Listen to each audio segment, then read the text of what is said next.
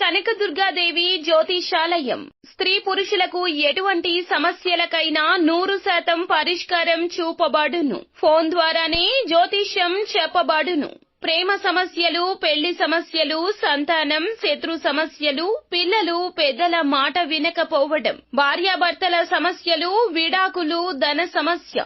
మీ జీవితంలో ప్రతి ఒక్క సమస్యకి గురువు గారి దగ్గర పరిష్కారం కలదు. గురూజీ భవానీ రాజు. Phone number 9000553960.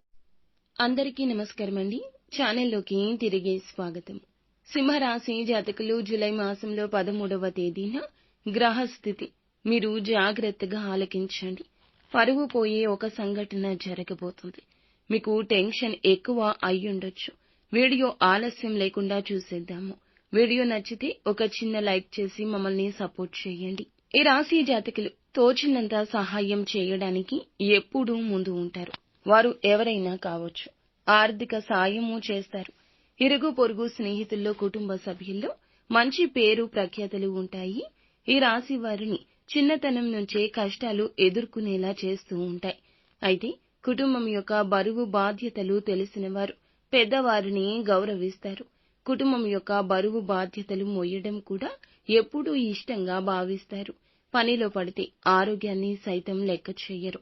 ఏ పని మొదలు పెట్టినా ఆ పని పూర్తయ్యేంత వరకు మధ్యలో విడిచిపెట్టరు. ఈ రాశివారు ఎంతటి పట్టుదల కలిగి ఉంటారంటే ఎన్ని ఆటంకాలు ఏర్పడినా, ఎంత ఒత్తిడి వచ్చినా పని పూర్తయ్యే వరకు విడిచిపెట్టని తత్వం ఉంటుంది. ఎదుటి వారి యొక్క మాటలు ఊరికే నమ్మేస్తుంటారు.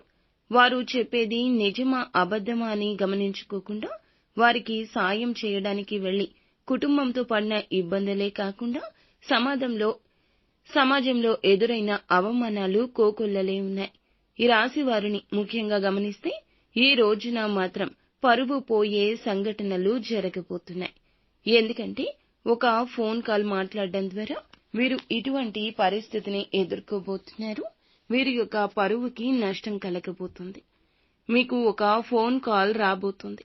దానికి సంబంధించి అవతల వారి యొక్క మాటలు నమ్మి వారికి మీరు ఆర్థికంగా సహాయం చేయడం కావచ్చు. మీకున్న పరిస్థితుల కారణంగా సహాయం చేయడానికి ముందుకెళ్తారు. కానీ వారి ద్వారా పరువు పోయే పరిస్థితులే కనిపిస్తున్నాయి.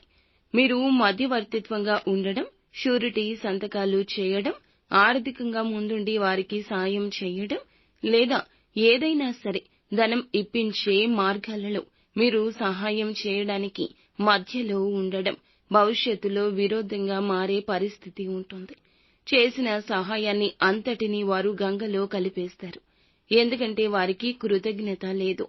ఎందుకంటే మీరు చేసిన సాయాన్ని ఆ రోజు వారు ఉన్న కష్టాన్ని పూర్తిగా మర్చిపోయి ఈ రోజున సహాయానికి బదులుగా పరువు తీసేలాగా మీపై నిందలు వేస్తారు.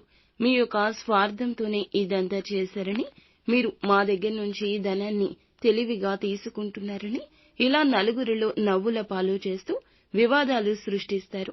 ఈ రోజు ఇటువంటి వింత పరిస్థితి వినగానే మీ మనసు బాధపడుతుంది. స్తబ్దుగా అయిపోతారు. ఇకనైనా అటువంటి వారితో దూరం మీ పరువు పోగొట్టుకోవడం కంటే దూరంగా ఉండడమే మంచిది. ఇక ఇలాంటి సమస్యలు వినకుండా ముందుగానే అప్రమత్తంగా ఉండండి. మీ యొక్క గ్రహ గోచార రీత్యా ఈ రోజున ఒక గుణపాఠంగా భావించండి. పూర్తిగా ఇటువంటి విషయాలు ఇక అవాయిడ్ చేయండి. ఇటువంటి వ్యక్తుల మాటలు విని మోసపోకుండా ఉండండి. చక్కటి ఫలితాలు పొందుకుంటారు. లేదంటే నష్టపోవాల్సి వస్తుంది. నిత్యం శివారాధన చేసుకోండి. అంతా మంచి జరుగుతుంది.